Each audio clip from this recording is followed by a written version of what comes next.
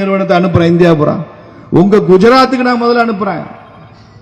அங்க அமுலுடைய மார்க்கெட்டை நான் 10% நான் கையில் எடுக்கிறேனா இல்லையான்னு பாரு. அப்படி சவால் விடு. ஐயோ வந்துடாத, நீ வந்தா நான் அழிஞ்சிருவேன், இப்படி அழுதுறது.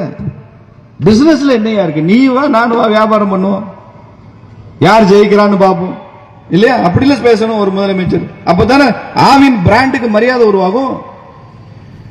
ஆவினை பார்த்து அவன் பயப்படுவான். இப்ப ஆவின் பால் குடிக்கிறதுக்கு நாமளே எல்லாம் பயப்படுறோம்.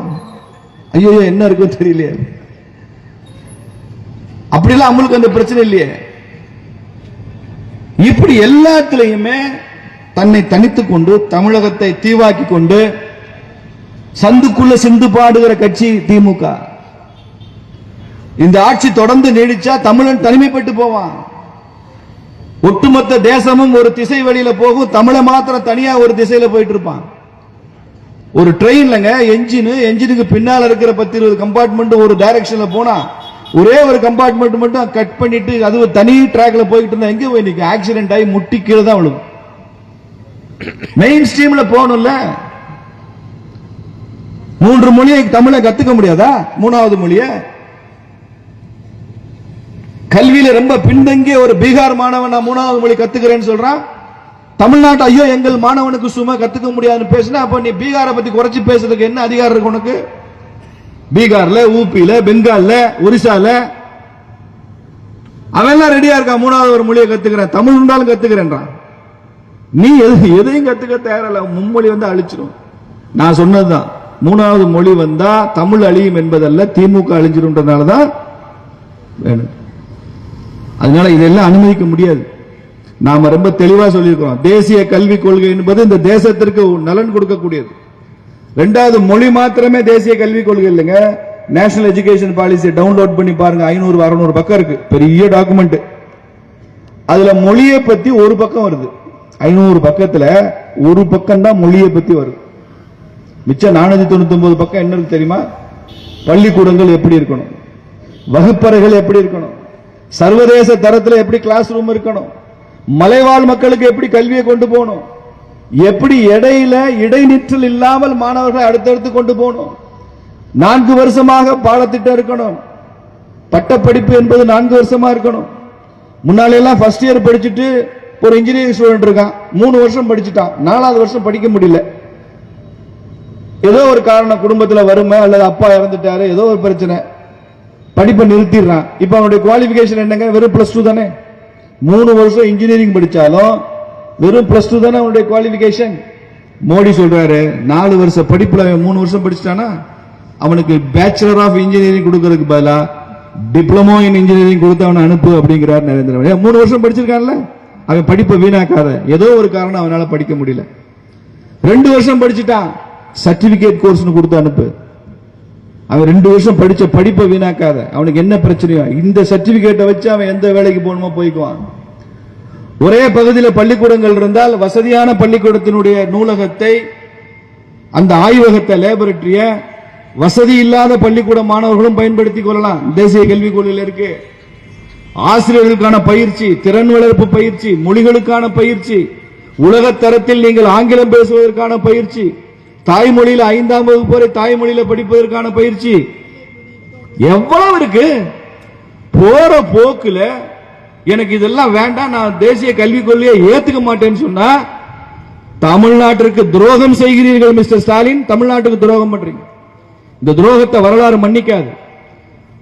நீ பள்ளிக்கூடம் கட்டுறதுக்கும், இன்ஃப்ராஸ்ட்ரக்சருக்கும், உள்கட்டுமானத்துக்கும், ஆசிரியர் பயிற்சி நிலையங்கள் வைப்பதற்கும், இதுக்குத்தான் மத்திய அரசு இந்த கல்வி திட்டத்துக்கு பணம் கொடுக்குது. மொழிக்கு மட்டும் இல்ல. நான் தேசிய கல்விக் கொள்கை அமல்படுத்த மாட்டேன், ஆனா அந்த பணத்தை கொடுன்றான். எப்படி பாருங்க. அதான் நான் உதாரணம் சொன்னேன். சேலம் கூட்டத்தில் பசுமாடு வளர்க்கறதுக்கு மோடி சொல்றார், பசுமாடு வளர்த்துக்கப்பா, அந்த பால் எல்லாம் கலந்து நீயே வச்சுக்கோ. அப்ப திமுக காரன் கேட்கிறான், பசுமாடு வளர்க்கணும்னா எங்களுக்கு தீவனம் போட பணம் வேணும்ல, புண்ணாக்கு தவிடு வைக்கிறதுக்கு செலவாகும்ல, நாங்க என்ன செய்யறதுன்னு கேட்கறான். சரி மாசம் 10,000 தரேன், நீ புண்ணாக்கு வாங்கி போடு, தவிடு வாங்கி போடு, தீவனம் வாங்கி போடு, பால் கறந்து உன் ஸ்டேட்டுக்கு நீயே வச்சுக்கோ, பசுமாடு வளர்த்துக்கோ. மறுபடியும் திமுக சொல்றான், அந்த பசுமாடு எங்களுக்கு வேண்டாம், நீங்க அதை கோமாதான்னு சொல்றீங்க, எங்களுக்கு கோமாதால நம்பிக்கை இல்லை, நீங்க பசுவை புனிதம்ங்கிறீங்க, எங்களுக்கு பசு புனிதம் நம்பிக்கை இல்லை, அதனால நாங்க பசு வளர்க்கறதா இல்லைன்னு தீர்மானம் போட்டோம். அதுக்கு பதிலாக நாங்க எருமை வளர்க்க போறோம்னு போட்டோம். சரிடா, நான் பசு வளர்க்க சொல்றேன், நீ எருமை வளர்த்தேன்னா பண்ணி வளர்த்தேன்னு அது உன் இஷ்டம், வளர்த்துக்கோப்பா அப்படின்னு சொல்றாரு. இல்ல இல்ல, நீ இந்த பசுவை தான் வளர்க்க மாட்டேன்னு சொன்னோம், இந்த பசு வளர்க்கறதுக்கு 10,000 தர நீ அதை கொடுன்றான். பசு வளர்க்கறதுக்கு தான் 10,000. திமுக என்ன சொல்லுது, நான் பசு வளர்க்க மாட்டேன் 10,000 கொடுன்னா. எவ்வளவு விவரஸ்தம்பா திமுக. இந்தியாவிலே இவ்வளவு விவரமானவன மோடியே அவர் லைஃப்ல பார்த்துருக்க மாட்டார். அவர் ஆடி போயிட்டார். என்னையா பசு வளர்க்கறதுக்கு 10,000 சொன்னா, பசு வளர்க்க மாட்டேன் 10,000 கொடுன்னா என்ன அர்த்தம்? எந்த மத்திய அமைச்சருக்குமே அது புரியல. என்னங்க இது இப்படி எல்லாம் கேட்கறாங்க? அப்புறம் தான் கொஞ்சம் கொஞ்சமா புரிய ஆரம்பிச்சு நாங்கெல்லாம் சொல்லி திமுக என்னன்னு சொன்னதுக்கு அப்புறம் தான் தர்மேந்திர பிரதானுக்கே புரிய ஆரம்பிக்குது. ஓ, திமுக இப்படி எல்லாம் இருக்குமா? ஏன்னா அவன் எந்த ஸ்டைல திமுக ஒருத்தர் பார்த்தது இல்ல. அதுக்கு தான் பணம். அந்த பணத்தை மத்திய அரசு தரமாட்டேங்க தரமாட்டேன்னா என்ன கேவலம். பிஎம்சி திட்டம்னா என்ன? அதுல மொழிக் கொள்கையா இருக்கு பிஎம்சி இல்ல. மொழிக்கும் பிஎம்சிக்கும் சம்பந்தம் இல்லை. முழுக்க முழுக்க அது தேசிய கல்விக் கொள்கை அமல்படுத்துவதற்கான செலவினங்களுக்கான தொகை. நான் அதை அமல்படுத்த மாட்டோம் சொல்லிட்டேன். அரசாங்கம் பணம் தராதுன்னு சொல்லியாச்சு. நீ உன் ஸ்டேட்டுக்கு ஏதாவது வச்சுக்கோ, அவ்வளவுதான். இப்ப அந்த பணத்தை எங்களுக்கு கொடுத்தே தீருனா எப்படி கொடுக்க முடியும்? வாய்ப்பு ராசா, கொடுக்க முடியாத ராசான்னு சொல்லிவிட்டான். மீண்டும் மொழி போகிறேன். மொழிக்கு சம்பந்தமே இல்லைப்பா. ஏன் திரும்ப தேசிய கல்விக் கொள்கை மொழியுடைய நினைச்சுக்கிறேன்? மொழிக்கு சம்பந்தம் இல்லை. அப்படியே மொழி போர் கொண்டு வந்தாலும் இம்முறை மொழி போரில் ஜெயிப்ப போர்கள் பாரதிய ஜனதா கட்சி தான் தேசியவாதிகள். அப்படிலாம் 1965 இருந்து 2025 என்பதை திமுகவுக்கு தெரிய வைக்கும். 1965 அண்ணாதுரை லீடு பண்ணார். காங்கிரஸ் ஆட்சியில் இருந்தது. கோரிக்கையில் நியாயம் இருந்தது. 2025 திமுக பிள்ளைகள் எல்லாம் ஹிந்தி படிக்கும் போது, திமுக நடத்துற பள்ளிக்கூடங்கள் எல்லாம் இந்தி இருக்கும் போது, மத்தியில் நரேந்திர மோடி இந்தியவே திரிக்காத போது, பிஜேபி அரசாங்கம் இந்தி என்று சொல்லாமல் ஏதாவது ஒரு இந்திய மொழியை கற்றுக்கொள்ளுங்கள் என்றுதான் சொல்லும் போது, இது மொழி போர்னா அந்த மொழி போருக்கு நாங்களும் தயார் என்பதை இந்த புத்தானத்த மண்ணில் இருந்து நாங்கள் சொல்றோம். நாங்களும் மக்களை சந்திப்போம், நாங்களும் மக்கள்கிட்ட போய் சொல்றோம். இந்த மக்கள் யாரை ஏற்றுக்கொள்கிறார்கள் என்று பார்ப்போம். அதனால திமுக நமக்கும் நடக்கிற இந்த ஜனநாயக போர் இருக்கு, இது ஏதோ இன்னும் 1 வருஷம் 6 மாசம் 3 மாசம் முடிகிற போல, இது நீண்ட நெடிய சித்தாந்த போர் நடந்துட்டா இருக்கும். ஐடியாலஜிக்கல் வார் என்று சொல்வார். நடக்கட்டும். இந்த மண் தமிழக மண் தேசியத்திற்கு சொந்தமான மண். இந்த தமிழ்நாட்டு மண் நாயன்மார்களும் ஆழ்வார்களும் தங்களது ஆன்மீகத்தால் உழுதெடுத்த மண் இந்த தேசிய மண், தமிழக மண். தேசியமும் தெய்வீகமும் 2 கண்கள் என்று சொன்ன ஐயா பசும்பொன் தேவர் பிறந்த மண் இந்த தமிழ்நாட்டு மண். யாரெல்லாம் எப்படிப்பட்ட மன்னர்கள்லாம் வந்திருக்காங்க? கரிகால சோழனும் பெரும்புழு முத்துரையரும் ராஜராஜ சோழனும் கட்டியாண்ட மண் இந்த திருச்சி மண். சாதாரண மண் இல்லை. இடையில ஏதோ 50 வருஷம் வந்து நீங்க ஆட்சியில் இருக்கீங்க, இவங்க எல்லாம் விழிப்புணர்வு இல்லாம உங்களுக்கு ஓட்டு போட்டு உட்கார வச்சுட்டான்றதுனால இது பெரியார் மண்ணு, கலைஞா மண்ணு, இந்த மண்ணு எல்லாம் மண்ணு. ஆன்மீக பூமியை பற்றி நீங்கள் தவறாக எடை போட்டிருக்கிறீர்கள் மிஸ்டர் ஸ்டாலின். இந்த போரில் 2026 நடக்க போற இந்த ஜனநாயக போரில், இந்த தேர்தலில் மக்கள் மனங்களை வென்றெடுக்க வேண்டிய அந்த போரில் வெற்றி பாரதிய ஜனதா கட்சிக்கு தான் என்பதை சொல்லிக் கொள்ளுங்கள். பாரதிய ஜனதா கட்சியுடைய தலைமையிலும் வலுவான கூட்டணி அமையத்தான் போகிறது என்பதை இன்னும் 3 மாதங்களில் பார்ப்பீங்க.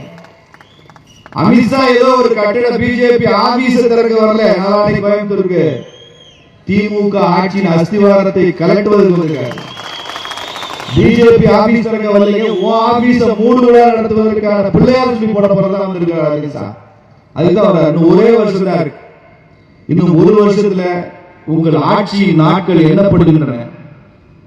இன்னும் 1 வருஷத்துல பாரதிய ஜனதா கட்சி ஒவ்வொரு மூலை முடுக்கிலும் பாரதிய ஜனதா கட்சியினுடைய காவி கொடி பட்டொலி வீசி பறப்பதை திமுக நீங்கள் பார்க்கத்தான் போறீங்க. இதே திருச்சி மாவட்டத்தினுடைய 9 சட்டமன்றங்களிலும் பிஜேபி எம்எல்ஏ அமர்வதை இந்த மண்ணில் பார்க்கத்தான் போறீங்க. இதெல்லாம் நடக்கத்தான் போகுது. இதெல்லாம் செய்யறதுக்கு தான் நாங்க இருக்கோம். இங்க இருக்கிற பிஜேபி தொண்டர்கள் எல்லாம் கோழி பிரியாணிக்கும் குவார்டருக்கும் கூட்டின கூட்டம் இல்ல. ராத்திரி 9:30 மணிக்கு ஒரு கருத்தரங்கம் நடக்கிற மாதிரி நடந்துட்டு இருக்கிற கூட்டம்.